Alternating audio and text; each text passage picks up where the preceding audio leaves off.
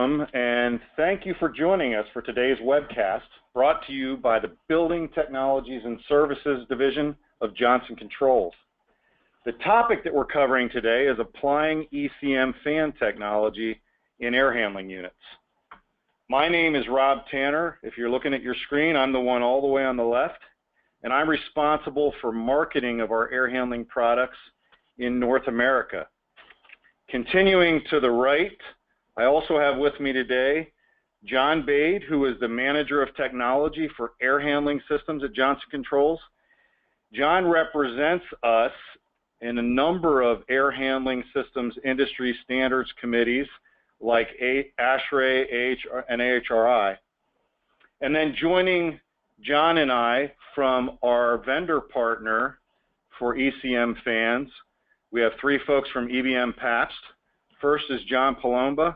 John is a project engineer for EBM Pabst and works with us a lot on applications of fans in different systems. We've got Weber Wu. Weber is part of the EBM Pabst marketing group at EBM and is emphasized his work on commercial HVAC in the North American market.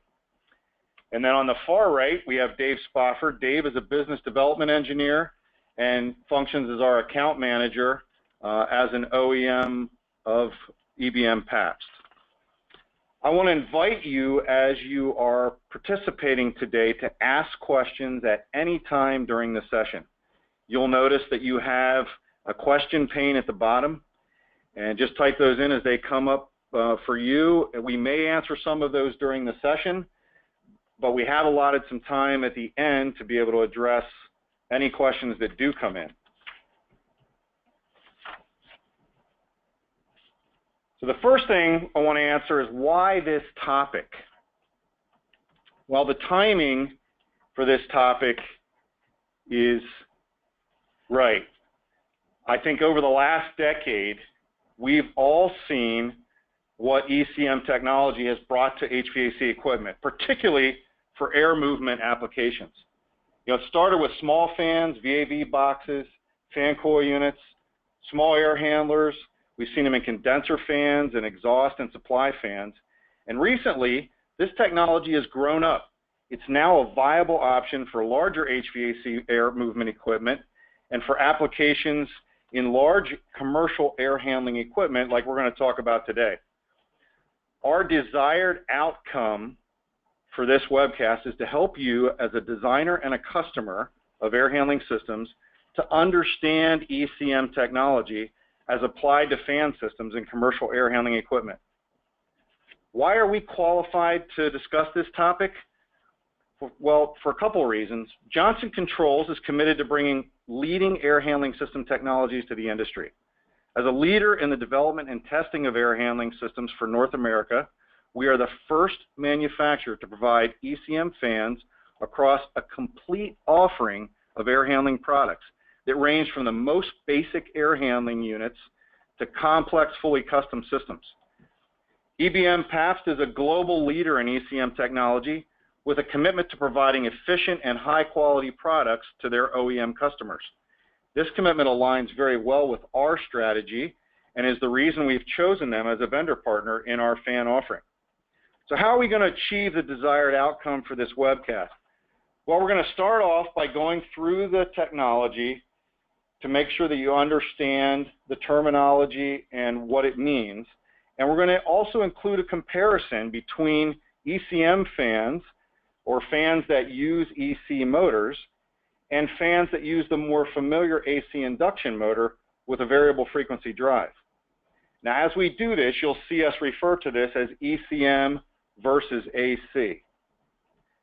And as we go through this, we're going to highlight some of the potential advantages that ECM fans offer with a balanced perspective of the value of more traditional fans, which continue to have a place and will have a place in air handling equipment. We're going to provide some design guidance for you that comes from our own experience and learnings from literally hundreds of applications and many hours of extensive performance testing in our air handling laboratories. This guidance is intended to help you avoid some of the pitfalls that we've encountered along the way, and to help ensure that your air handling projects with ECM fans are successful in meeting your desired outcomes. We'll highlight a few associated hot topics, including harmonics, vibration isolation, and acoustics, with some reference materials that we're going to give you after the session that you can use later on to assist with your own design and application efforts. I trust that as we've gone through that, this is in alignment with what you were hoping to get out of the session, and again, I encourage you to ask questions throughout. So starting off on the technology, John Palomba, tell us about the technology and how EBM Pabst packages this with a fan wheel to become an ECM fan.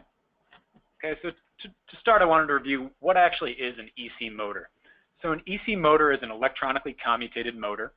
So instead of using the different phases of the sine wave from the incoming AC voltage, like a traditional three-phase induction motor, the EC motor actually has drive electronics that create the magnetic field to spin the motor.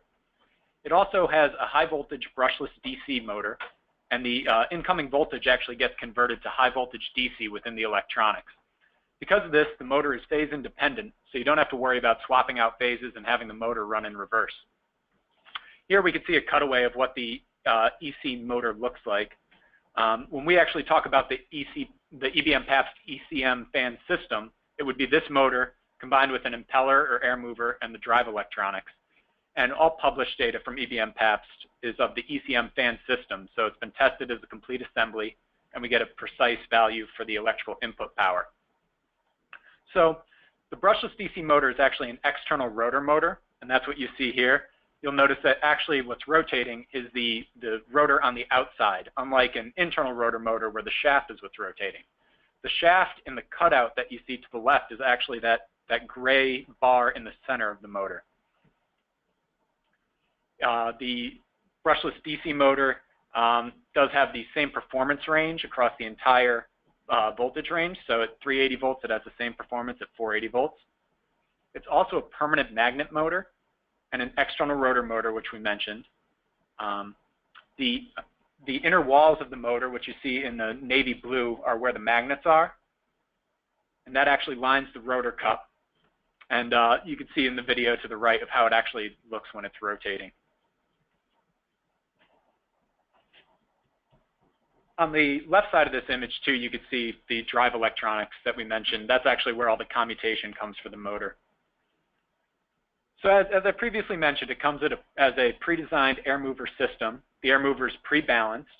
The assembly that it goes into, which you see to the right of this slide, already has the inlet ring placed in the proper location, so you don't have to worry about any mounting of the inlet ring and having any inefficient mounting of the inlet ring.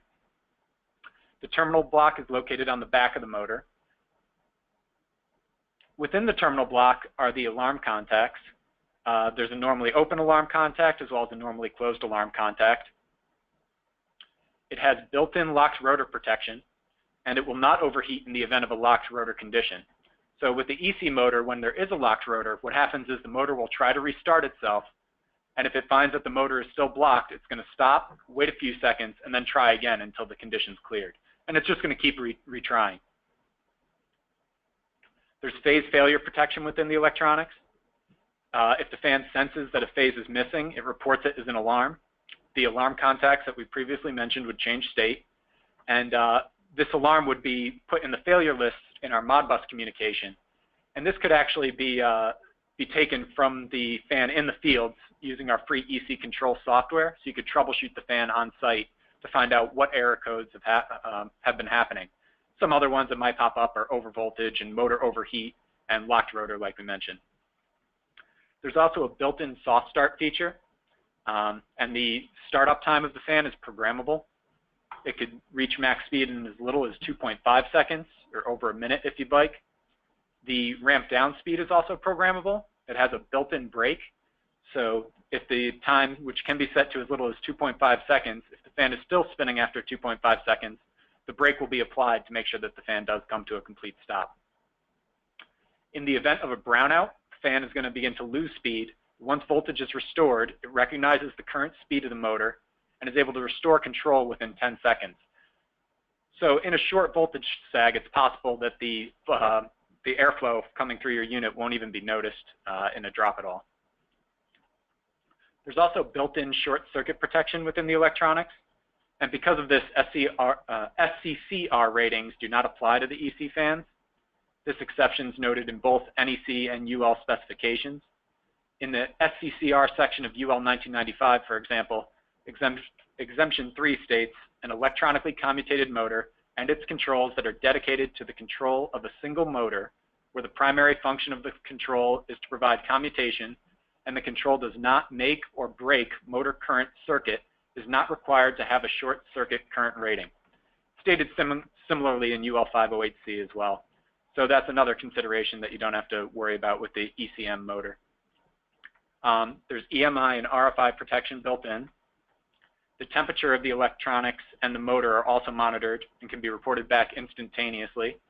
If the temperature does get too high, the motor will shut itself down to protect itself and continue to monitor until the over temperature is cleared. Once it's at an acceptable level, the motor can begin to spin again. This is similar to an overvoltage as well. In an overvoltage situation, it'll monitor the overvoltage, shut the motor down, and then once the overvoltage situation has cleared itself, it will begin to spin again. The fan can be easily integrated into a DCIM, which is a data center infrastructure management system, or a BMS system. And the fan is also optimized to get the maximum efficiency. So being an external rotor motor, like we mentioned before, the rotor does sit in the airstream, but we are able to mount the impeller high on the rotor, so the effect is very minimal of the rotor being intrusive. This allows for the highest efficiency of the EC external rotor motor, and if spacing is truly a concern in some applications, we're able to mount the impeller lower on the rotor to shorten the overall length of the blower package. We also wanted to review some of the terminology differences between EC external rotor motors and a traditional AC motor with a VFD. As mentioned before, the EC motor is a permanent magnet brushless DC motor, and the standard is just your AC induction motor. EC motors are rated in kilowatts instead of horsepower. Right now, our largest EC motor is 13.5 kilowatt, which is approximately 18 horsepower. And traditional AC induction motors are able to reach much higher horsepowers beyond 18 horsepower. With an EC motor, though, for these applications where you would have a higher than 18 horsepower motor, we would recommend a multiple fan arrangement, similar to the picture that you see in this, on this slide of a 6-fan arrangement. The advantage this provides is redundancy, as well as some other advantages we'll cover later on. Also, each fan has its own integrated speed control. In the traditional arrangement, there would be one VFD for the entire bank of fans. This would mean that if the VFD fails, you lose the ability to speed control all of the fans. With individual speed control on the EC motor, if one electronic fails, the remaining fans can run without issue with the full speed control range. And as I mentioned before, EC motors are rated in kilowatt, while traditional motors are in horsepower.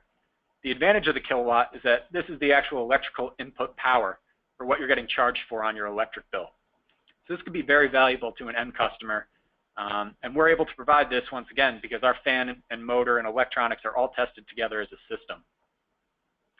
EC motors are also pre-programmed and capped from the factory. They're always under control, and they can't be run in a situation where you're overspeeding the wheel or the motor because they're paired together and the programming is matched at our factory. There are power caps and speed caps for each motor and impeller combination. With traditional fans, if you run the fans in VFD bypass mode, maybe because the VFD had a failure, they'll run at synchronous speed, which could cause a not ideal situation or a dangerous situation that you haven't designed for. Our EC fans are also dynamically balanced in 2 planes to G6.3. Traditional fans for air handling applications are balanced to BV3. These are directly equivalent, and the table that proves their equivalent can be found in AMPCA 204. And John, this is a good spot to insert one of our associated topics on fan vibration isolation. A couple of months ago, we did a similar webcast on the topic of fan array vibration isolation in air handling units. There's a link there to where you can go and see that, and I think what you'll see from that is an association of how to isolate this type of fan within an air handling system. John, tell us a little bit more about the ECM fan and some comparisons between that and these AC motor-driven fans. Yeah, so because so many of these features are actually integrated into the EC motor, it saves you from purchasing additional components and can also free up some space in your air handler. So here you can see EC motors don't require shielded or screened cables. There's no need for additional earth grounding measures such as shaft grounding. All the motors are included with the fan, as previously mentioned, with phase failure protection, temperature protection, all the motor protections built in. The frequency converters and sinusoidal filters that are required within a VFD are also not required. It's all built into the electronics. So all of this is included within that green area that you see that is the EC motor package.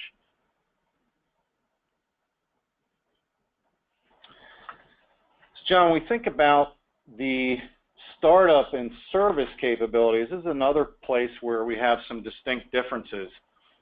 And one of the things that we look at is the match of components. You mentioned before, this is a package. Everything's integrated together, everything's brought into one system. And one of the things that you have with AC induction motors and fans driven by them is there's an opportunity to mismatch those components, namely the motor and the VFD. And even as easy as it is today to program a VFD, and I've got a sheet there at the bottom left that represents the steps to program a quick start for one of our own VFDs, there's still an opportunity to enter the wrong values in those fields. And this can't happen with an ECM fan because this part is really foolproof. Now, when we look over at maintenance and repair, we've got a couple of things there that are differences that can weigh in favor of either fan type. For one, replacement of the entire package as a single package versus individual components can be appealing if it simplifies the process and reduces the time that it takes to get a failed fan back in operation. But the convenience does come at a cost because now you have to buy that entire system rather than just replacing the failed component.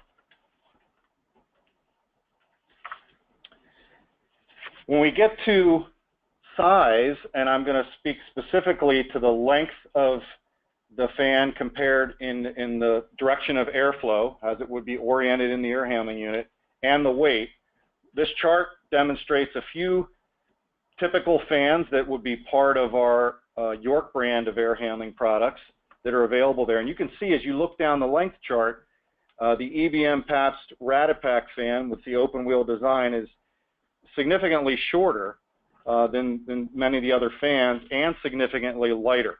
Now, this may not translate directly to smaller air handling units, and we'll bring some of those forward, some of those factors forward as we go through into the design.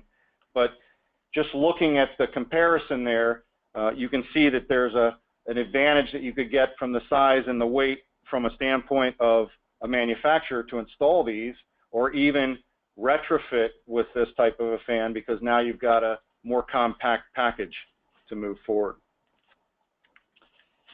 So when we talk about a couple of these things, I think the most important one, I think the one most people on this audience are thinking about is energy and efficiency, right? And so I've asked John Bade to address this topic because I think this is one that's often confusing and there might be a lot of unrealistic expectations potentially with what you get. Oh, thanks, Rob. And you know, certainly ECM motors in and of themselves save energy.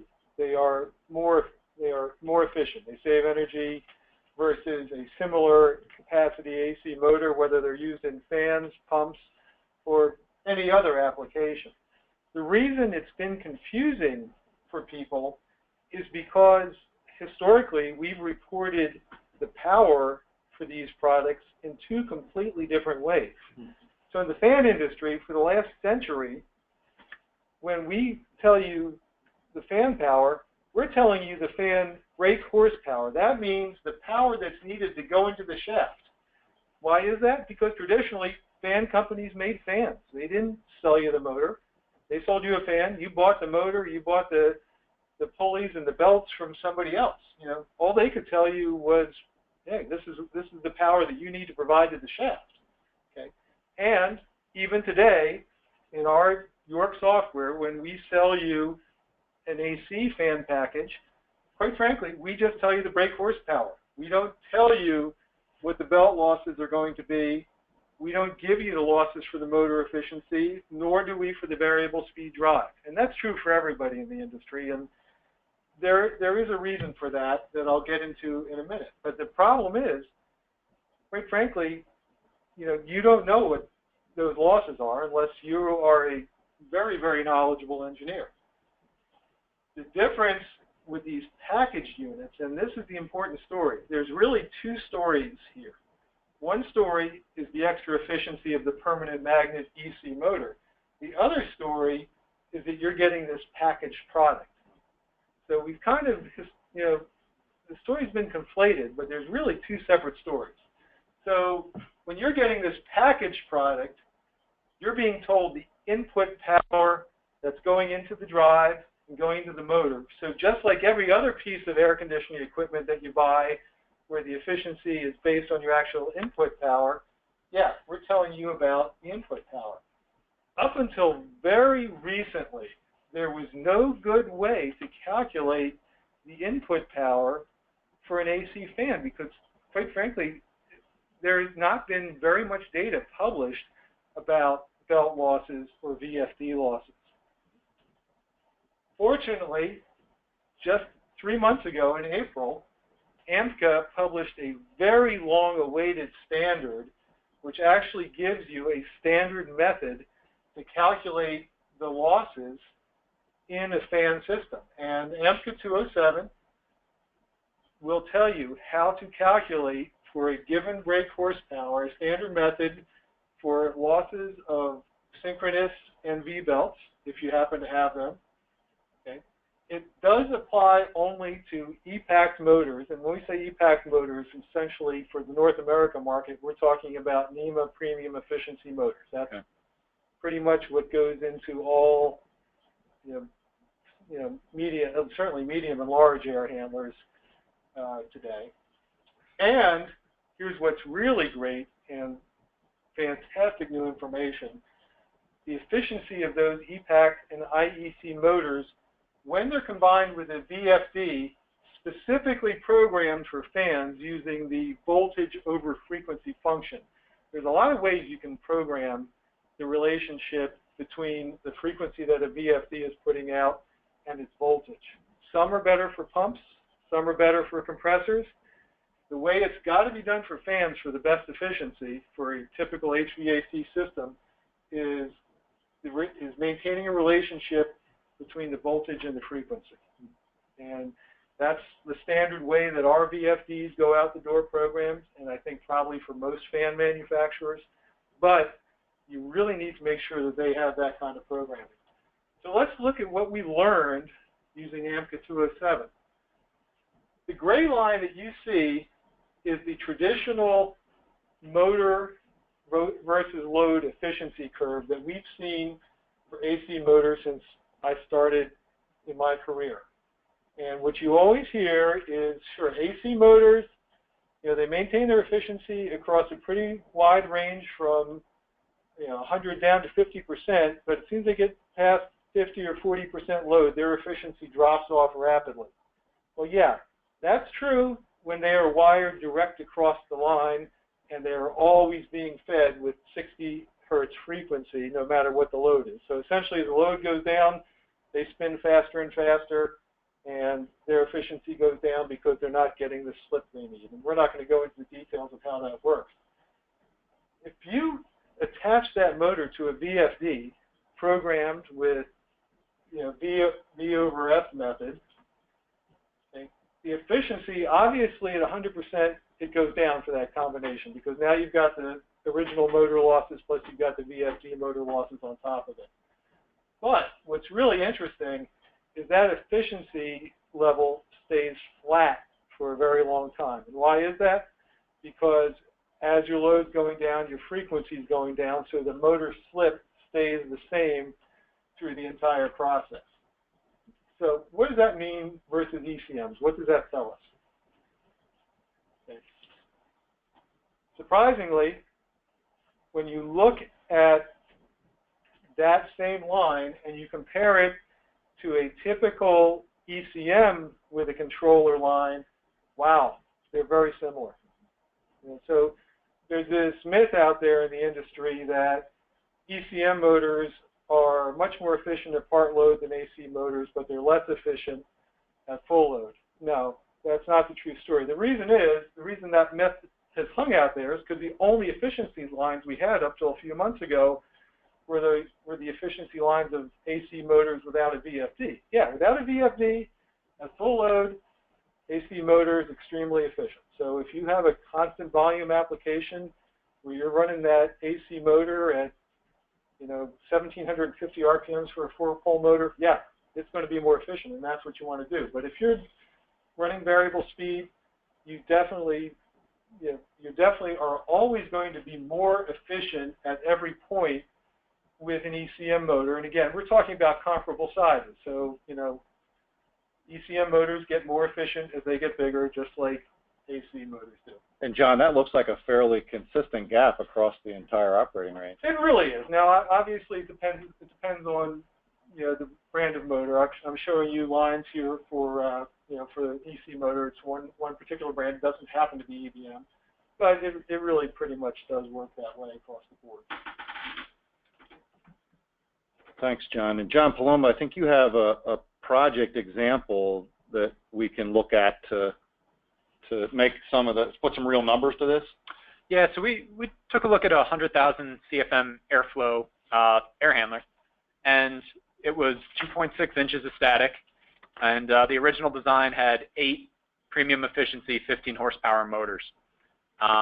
You can see the brake horsepower per fan here was about 8.76 horsepower. And getting into what John was talking about with that AMPCA 207 standard, if you were to look at our ECM motor input, our electrical input power for the same size fan and the same number of fans was 53.3 kilowatt. And if you were to take the brake horsepower, or the fan shaft input power, which is what we're calling it, which is that 8.76, multiply it by 8 fans, and then convert horsepower to kilowatt, you would get 52.8 kilowatts. So just looking at that, it would look like the traditional fan solution would be more efficient. But if you actually use the AMPCA 207 method to calculate and bring into account the motor efficiency and the drive efficiency, you can see that the actual electrical input power is 59.5 kilowatts.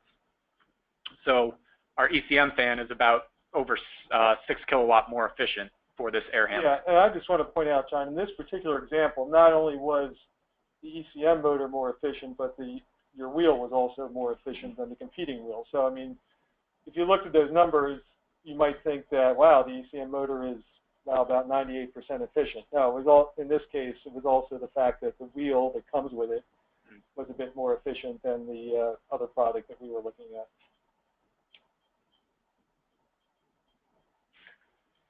So just to kind of go over again of what the different measurements mean. So if you look to the middle where the fan is actually connecting to the shaft there, that's where your brake horsepower is going to be measured. So that's what brake horsepower is. It's just the power to actually spin the fan to get the airflow that you require. Now, if you go in between the motor and the VFD, that's going to include your motor efficiency. So if you get electrical power there, it would be with the motor efficiency loss. And to actually get the value that compares to our electrical input power, you need to get the value that's coming into the VFD. That's where your electrical input power is measured. So it includes your VFD loss and it includes your motor loss. So brake horsepower is at the shaft. What we're measuring is for the whole system, so electrical input power to the VFD in a traditional sense. So just recapping a few of these differences and making sure we're clear on what we're saying in each of these categories. In the efficiency, and both John Palumbo and John Bade covered this, fans driven by EC motors are at least a few points more efficient across the entire operating range with the same style of wheel, right, where those are equal and equivalent.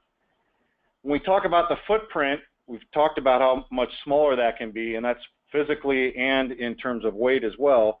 That may not always translate into smaller air handling units because there are other factors, for example, service access, and we'll talk about some of those when we get to some of the design guidance.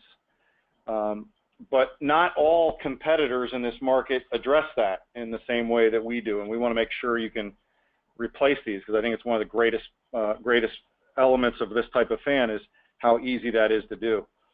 Redundancy, we've talked about that a little bit, but I think the real factor here is the fact that it's inherent in the design of the ECM. You get a one-to-one, one motor to one controller built in, versus what's fairly common in AC induction fan arrays, where you're often operating with one VFD, and it gets pretty expensive to go to one-to-one on a VFD per motor in that application. Drop-in replacement, reducing the downtime because we don't need to do any balancing, no reprogramming, or any other setup to get that fan back in operation, really can help get you back online pretty quickly and pretty easily without making any mistakes. And then the handling and safety that comes along with a reduced size and weight. And again, when we think about installation in new equipment and retrofit of existing equipment, which there's a lot of popularity for this, that gives us a good advantage as well. When we start looking at this, it might be easy to come away and say, well, what about traditional fans? Fans that aren't ECM, and we're going to tell you, as Johnson Controls in York, they have a place and they still make sense. And a couple of things, as John Bade and I were talking through this, that we came up with that may be benefits or reasons to still use existing fans. One, when you have a fan that's doing constant speed or a very limited range of speed, you can have a real advantage there from AC induction fan. If you look at simple systems that are driven by low cost, and there's a lot of those opportunities out there in certain applications for sure. Yeah, Rob, and I'm going to interrupt you here because Go ahead, John. We did get a question already about what is the cost delta between these systems and an AC motor system. So the fact of the matter is it really depends, and there are certain cases where these systems end up being less expensive. Where are they typically less expensive? I would say smaller airflows where you have, say typically one fan, maybe two fans, because quite frankly, very often the cost of for a single fan unit, the cost of the VFD plus that fan can be more than an ECM, or certainly comparable. Where we start to see the delta get larger and larger is when we have many fans in an air handler. So if you have 20 fans in an air handler, which quite frankly is something we don't recommend because you're losing efficiency at that point. Yeah, you're only buying one VFD and 20 conventional motors and 20 conventional wheels. Yeah, typically it's going to be less expensive when you've got many. But when you have one or two fans, actually very, very often it's comparable. Okay. And then, we also talked about house fans. House fans certainly, I believe, will continue to have a future in this industry. So one thing you don't see in the North American market today are house direct drive ECM fans. They do exist in the European market, and we certainly work closely with our sister company, and we believe that in the not too distant future we will see direct drive housed ECM motorized fans in the market. But it's not something that we're going to see tomorrow, but that's something that will come. Okay. The high static pressure one I think makes a lot of sense, and that's currently a limitation for EBM PAPs to be able to get above that static pressure, that TSP. They're moving that line all the time. The comments regarding larger fans and more motor power are really in alignment with what John Bade alluded to in terms of fan array design. When we start thinking about situations where we've got a need for arrays that is driven primarily by redundancy, you can usually accomplish that very well with as few as 4 to 6 fans. In fact, that would be our recommendation in most cases. And when you do large air handling systems with 4 to 6 fans, you end up with larger fans, larger motors. You get to take advantage of some inherent efficiencies that come with those larger fans and motors, and really end up having a fairly simple system that gives you the redundancy that you need. One of the notes you'll see on this slide here is a reference to a top talk session that we gave at last year's AHR Expo that addressed that topic, making sense out of fan systems for air handlers, and we talk extensively about how to go through the factors with customers that are driving the need for more than one fan and how to make that decision and what fan systems fit well into that strategy. The last couple are some special cases of temperature, when we've got a temperature rise that exceeds 104, just a physical limitation of the ECM. Yeah, and something I want to point out, Rob, you know, these are air over motors. You know, they don't fall under any of the official NEMA categories, but, you know, you would essentially call them a TEAO. And, you know, totally enclosed air over motors are very commonly used in air handlers, but they are a bit more temperature sensitive. Now, as John pointed out, these motors won't be damaged by that higher temperature because they will either slow down or completely shut themselves down. But you will lose efficiency at those higher temperatures, both because of them being TEAO and also because the electronics are in the airstream. So that's one other difference with a VFD versus this kind of fan. If you have a single VFD, typically it's going to be outside of the airstream. That's a good point, John. So, John, we promised this audience that we'd give them some project design guidance, and maybe you've already taken away a few things as you've been listening to the conversation about the fans. But summarizing those for you here, and again, this comes from our experience as Johnson Controls, manufacturing air handling systems for all sorts of applications. John, this first one about minimizing the unique number of fans on a project, how does that help us? Okay, well, you know, so one of the disadvantages of packaged fans, whether they're EC or AC, is that you can't just go down to the local motor shop and have your motor replaced or rewound. You do have to get the motor from the supplier, whether you're, in our case, whether you're buying it from EBM or you're buying it from us. It's not quite as easy to get. So that means you probably want to have spares on hand in your building. Well, you don't want to have 19 different sizes of fan in your building.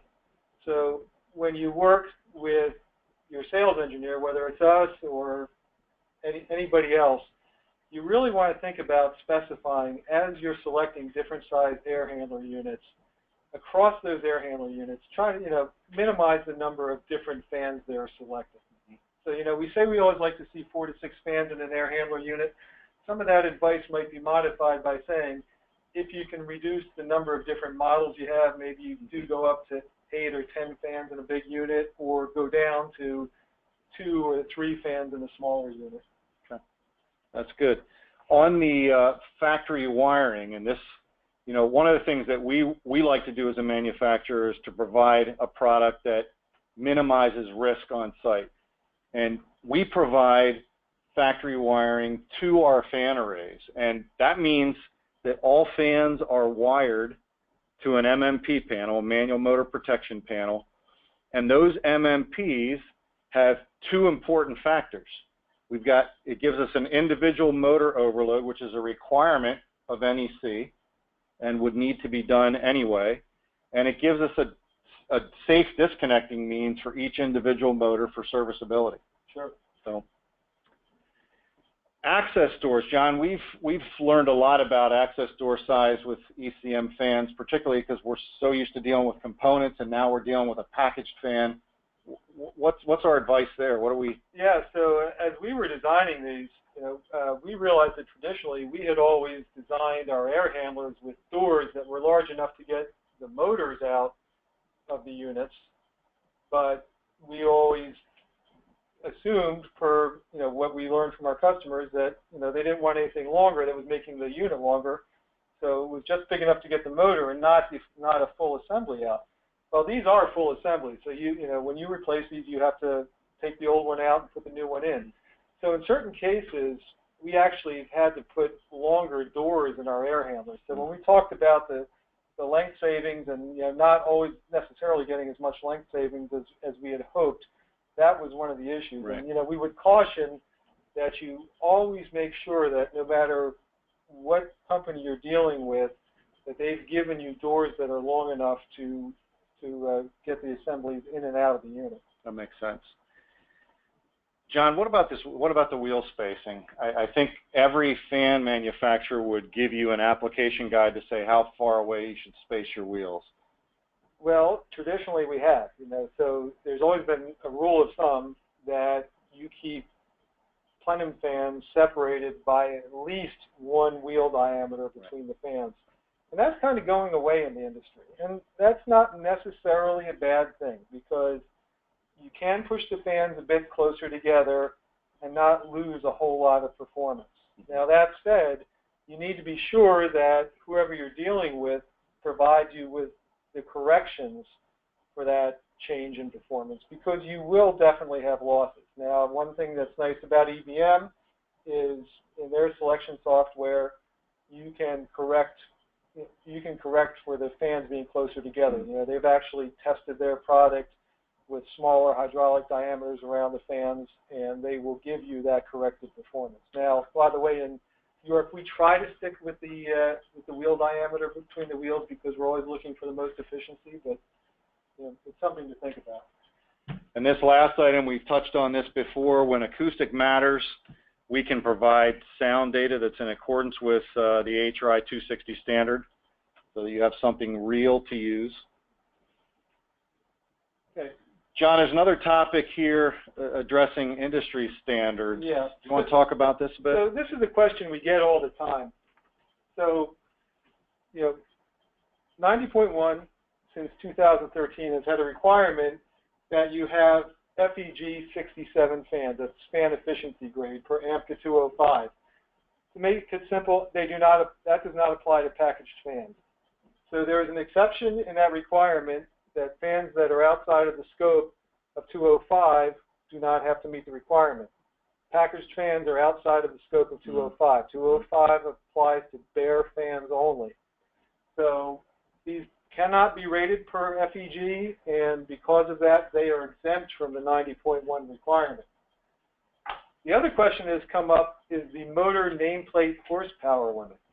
So there are limitations in 90.1 about the motor power that you can put into your units, and I won't get into the details about it, but what's come up is, hey, these EBM motors, they're only telling us the input power. There's no nameplate horsepower on these things. And again, the nameplate horsepower for a motor, the traditional nameplate horsepower, is the power that motor is putting out at its shaft. It's not the input power.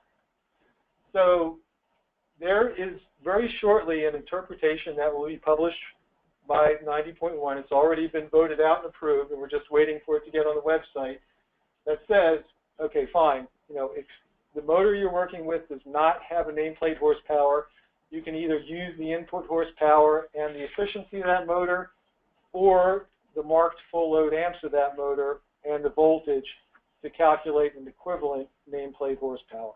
So that's, you don't have to worry about meeting the nameplate horsepower requirement. And then finally, AHRI 430, which is near and dear to our heart. We're proud of, we've been part of the AHRI 430 rake horsepower certification for many, many years. And we are very involved with the committee that writes that standard. Right now, these are out of scope because that standard is about brake horsepower. We are very confident that over the next year or two, the 430 committee will add these products to the scope of AHRI 430. But if you're putting out your spec, you do not want to allow packaged fans and require that they be certified to 430, because that just can't happen. John, I think we've given our audience a few reasons to think about why to work with Johnson Controls. I just want to make sure you've got the full picture here, and I've summarized a few of those there. As good as EBM Pabst is, and they are a good vendor, we double-check their work. We double-check everybody's work. We do not put a fan in our air handling unit until we validated and tested it in our own laboratory. And that means we measure airflow and sound. That sound that we are publishing, and I've mentioned this a couple times, and I know I'm sounding like a broken record on this point, but you're going to get real sound data with us because of the way we're measuring that and the way we test that data, and you'll know it through that specific air handling unit. John, the third thing that I think is important to, for the audience to see is what's the experience with the selection tools. And particularly when I think about designers who are on the call, and how quickly you need to get your designs for air handling systems with these fans done in. You have a couple of screenshots, I think, from our software tool that you wanted to walk through a bit here. Yeah, we'll just do this really quickly. So we're very proud. Johnson Controls, with our York air handlers and our other brands of air handlers, is the first company in North America to fully integrate ECM fans throughout all of our selection software, from our standard solution units all the way up through our most complex York custom units. So you can see here that it's very easy to select a fan array or a single EBM fan, and you can easily compare that side by side with the performance of the LAO fans that we are also very proud of carrying.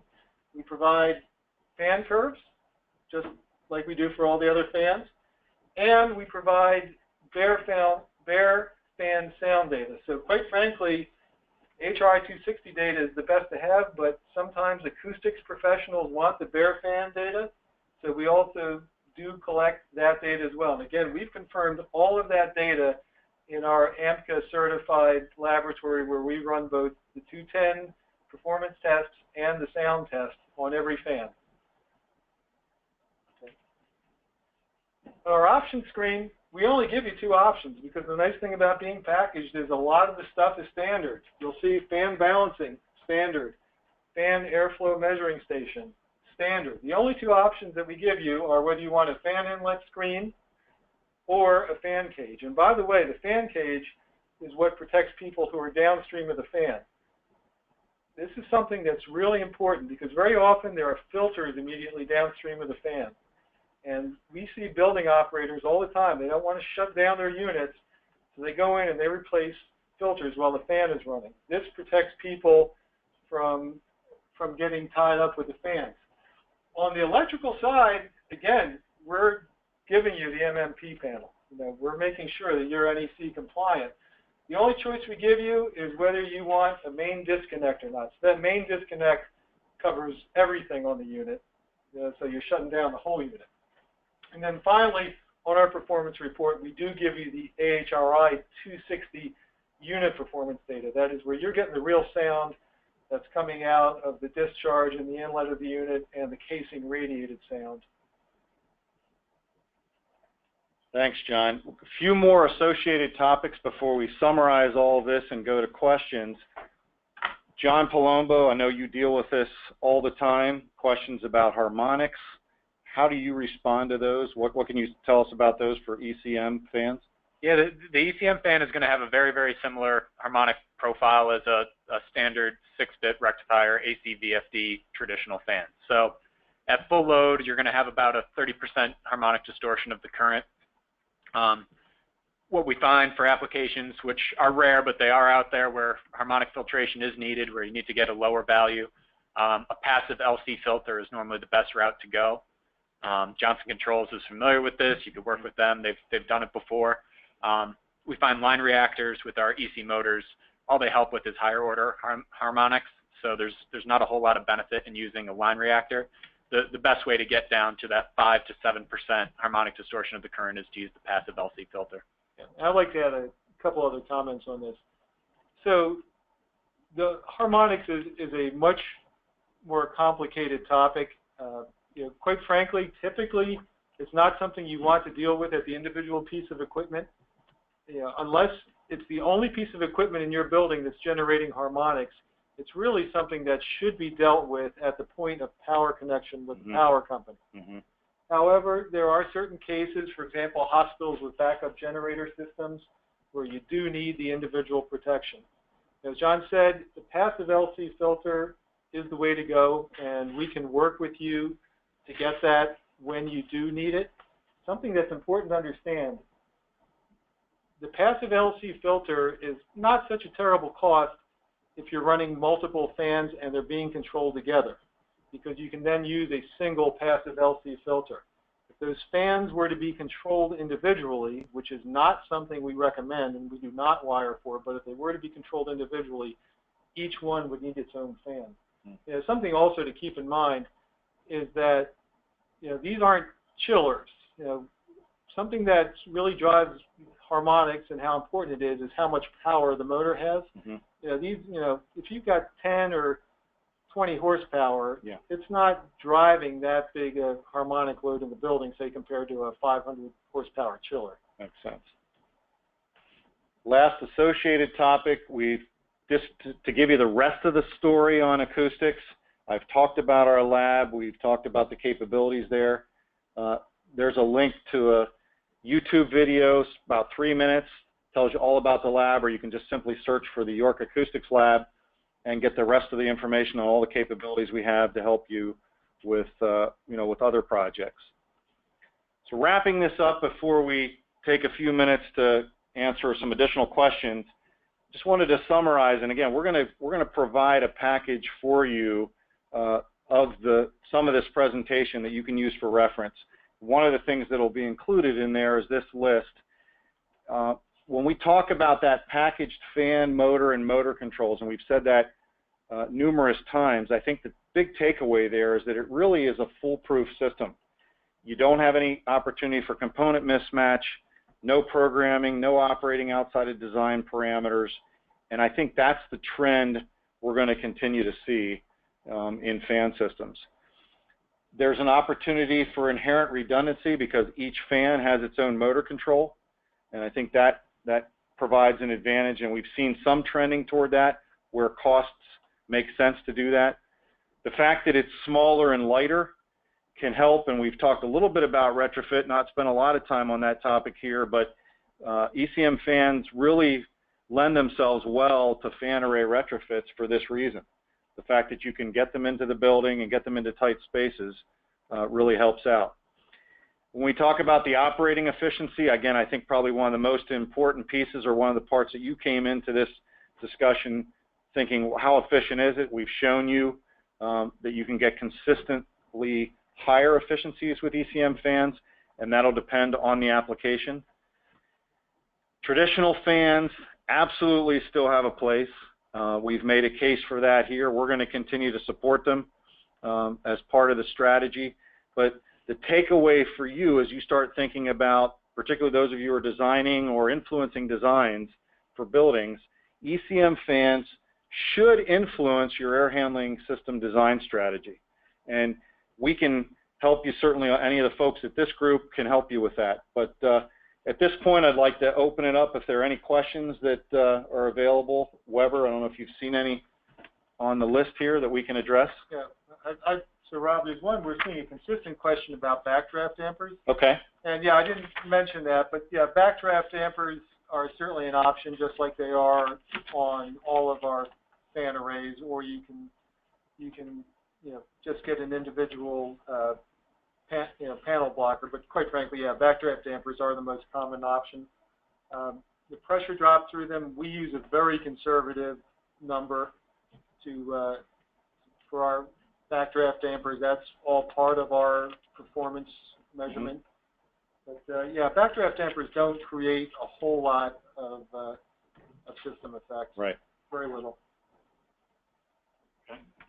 Yeah, we also have some general questions about ECM, it looks like, such as what is the largest fan wheel size available and what is the largest motor size available.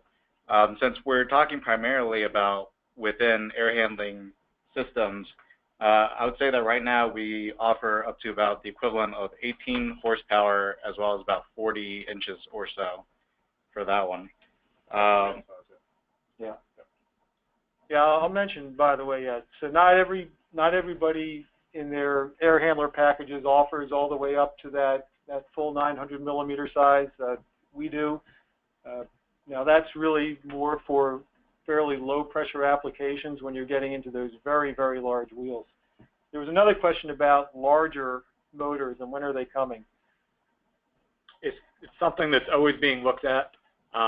It's always under consideration. It's just determining a market case for it and stuff like that. But it's always in consideration. EVM PAPS for the market has the largest external rotor motor, as far as the 18 horsepower is the largest on the market right now for an external rotor. So we are always looking to grow. That just came out probably 2 years ago. So it is something that we hopefully will continue to push. So another question that just came in, some manufacturers require the wheel and motor to be rebalanced on replacement. So that's an important point about the packaged motors. They come balanced and ready to go. So yeah, you have to buy the whole package. You're not just replacing the motor. You have to buy the whole package as a replacement. But on the other hand, it comes fully balanced and ready to go. It's just a cartridge that you stick in the unit without any other work. Okay. So we also have a couple questions about getting the presentation and getting some of the links that we touched on. Right. The presentation will be made available to you, and all those links to the other programs will be available to you when you're able to download the presentation in a couple days. And you'll get an email when that's available. Right. We'll follow up with you, letting you know what the additional information is, including what John just mentioned. Any other questions, Weber? Yeah, there was a good one here. Why doesn't an ECM need a shaft grounding ring to ground the shaft current? It's actually more to do with the fact that it's an external rotor motor and less to do with the fact that it's an ECM motor. So it's inherent to the design of the external rotor motor because your shaft is actually stationary.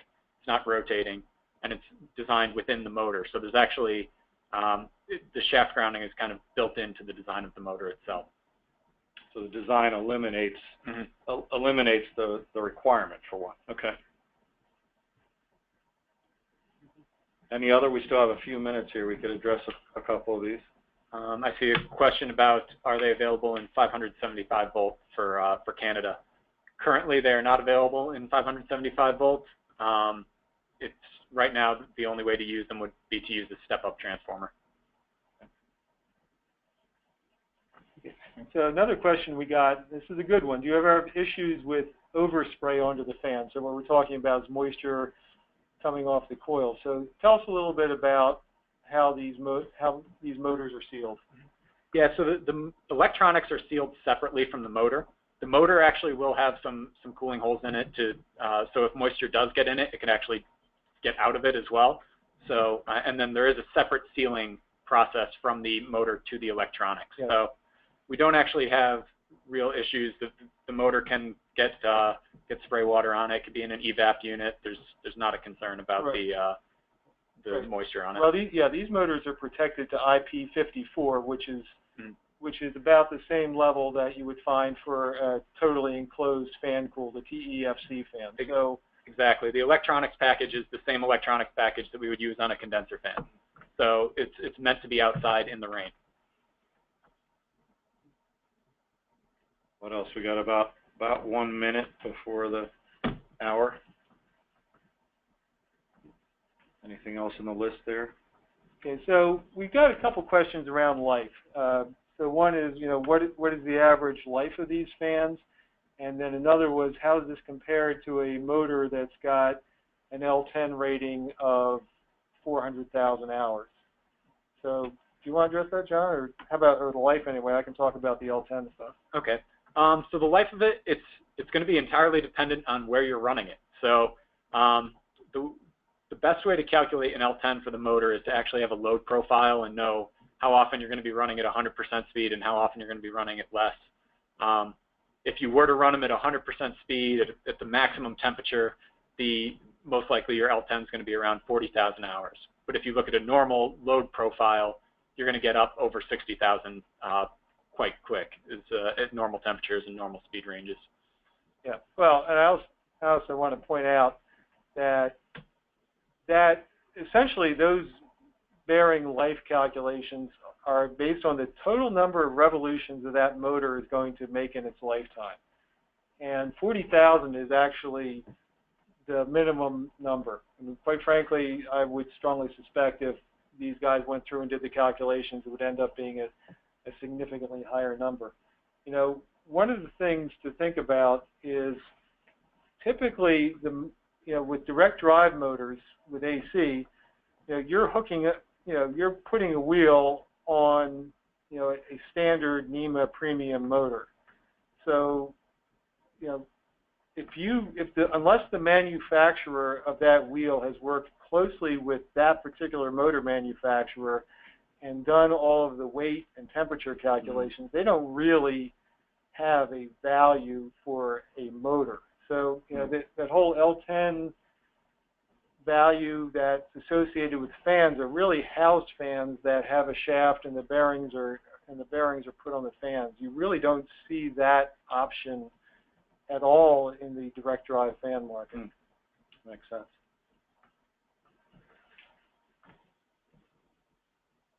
Okay, I think we're at our time. Again, to our audience members, thank you for participating. We will follow up with an email to each of you with some of the additional information that we've promised and that you've asked for. And if there's any questions in this list that we haven't gotten to, we will get to those. We will make sure we respond to those in our follow-up. So thanks for participating, and we hope you got something out of it. I know we enjoyed preparing for it, so it was good for us as well. Take care and have a great day.